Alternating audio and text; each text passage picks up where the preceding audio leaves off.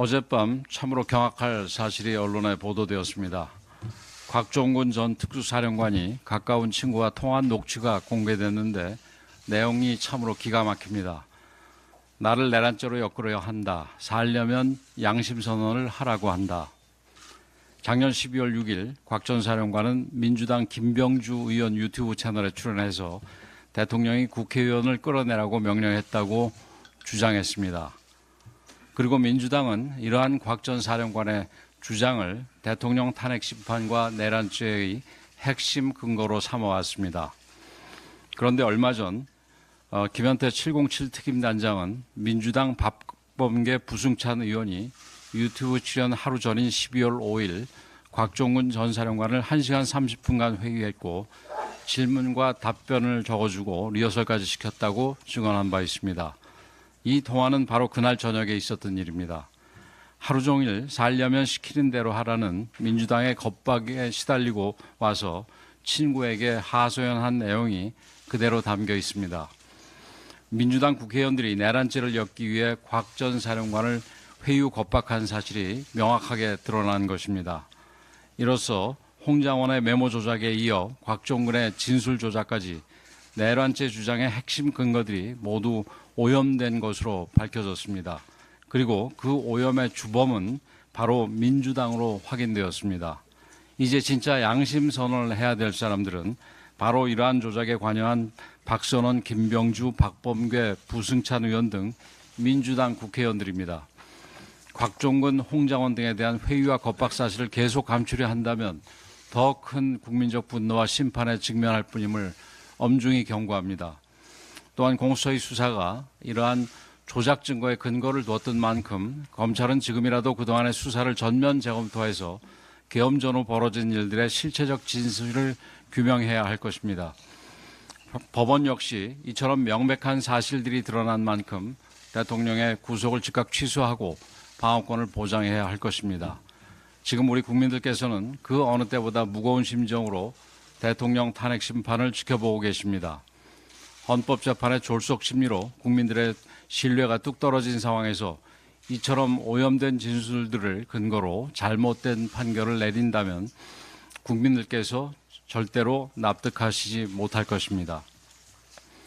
선관위의 초법적 일탈 행위들이 속속 밝혀지면서 국민들, 특히 우리 청년들의 분노가 들끓고 있습니다.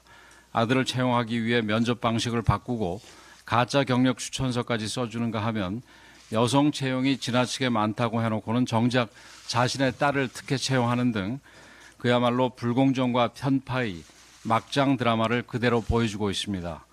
이러한 가족 특혜 채용으로 정작 합격 자격을 갖춘 청년들이 이유도 모른 채 어이없이 탈락해야만 했습니다. 이들이 입은 상처는 그 무엇으로도 치유될 수 없습니다. 선거 공정성을 책임져야 할 선관위가 오히려 불공정의 주범이 된 현실을 개탄하지 않을 수 없습니다. 노력의 결실보다 아빠 찬스, 엄마 찬스의 결실이 더 크고 아무리 공부해봐야 부모 잘 둔 친구 못 이기는 사회를 만드는 것이야말로 우리 청년들의 미래와 희망을 갉아먹는 악질 중의 악질 범죄입니다.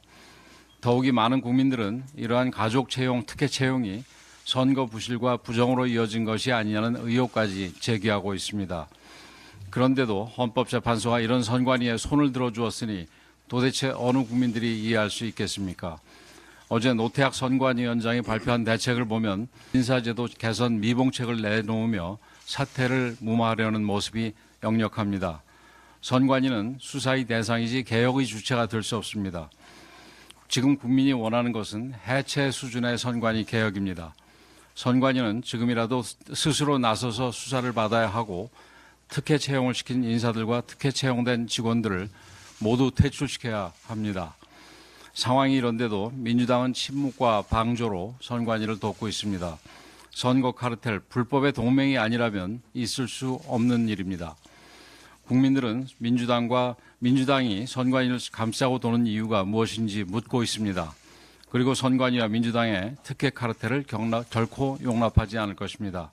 국민의힘은 선관위가 국민의 신뢰를 받는 기관으로 다시 태어날 수 있도록 특혜와 부정의 뿌리를 뽑고 관련 제도를 완전히 새롭게 하겠습니다. 상속세 개편은 국민의 요구입니다. 최근 여론조사에 따르면 52%의 국민이 상속세를 낮춰야 한다고 응답했고 상속세 최고 세율을 현행 50%에서 40%로 조정하는 방안에 10명 중 7명이 찬성했습니다. 이러한 국민적 요구에 정치가 응답해야 합니다. 국민의힘은 시대 변화를 반영해 오랜 불합리를 바로잡고 가족의 미래를 지킨다는 각오로 상속세 개편안을 준비하였습니다.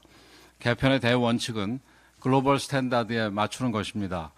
OECD 국가 중 10개국이 상속세를 폐지했고 다른 국가들도 최고세율을 낮추고 공제액은 올려왔습니다. 우리나라도 이런 흐름에 맞춰 상속세 징벌성을 없애야 합니다. 핵심은 바로 배우자 상속세 전격 폐지와 상속받은 만큼 내는 세금입니다. 첫째, 배우자 상속세를 전면 폐지하도록 하겠습니다. 함께 재산을 일군 배우자 간의 상속은 세대 간 부의 이전이 아닙니다. 미국, 영국, 프랑스 등 대부분의 선진국은 배우자 상속에 과세하지 않습니다. 둘째, 현행 유산세 방식에서 유산 취득세 방식으로 전환해서 상속인이 실제로 상속받은 만큼만 세금을 내도록 하겠습니다. 이는 OECD 국가 중 20개국이 채택하고 있는 방식으로 더 공정하고 합리적인 과세를 가능하게 합니다. 민주당의 상속세 개편안은 여전히 과도한 세금 부담을 안기는 징벌적 성격을 유지하고 있으며 시대에 뒤떨어진 가부장적 사고방식에 매몰되어 있습니다. 민주당의 관심은 진정한 상속세 개편에 있지 않고 오로지 이재명이 세금 깎아줬다는 선전구호를 만들려는 욕구뿐입니다. 그러면서 이런 무늬만 개편안을 패스트 트랙으로 지정하겠다며 또다시 의회 폭거 본능을 드러내고 있습니다. 국민의힘은 민주당의 선동용 가짜 개편안을 반드시 막아내고 제대로 된 진짜 상속세 개편을 완수할 것입니다. 올바른 개편으로 국민들이 피땀 흘려 일군 재산권을 보호하고 가족의 미래를 든든하게 지켜내겠습니다.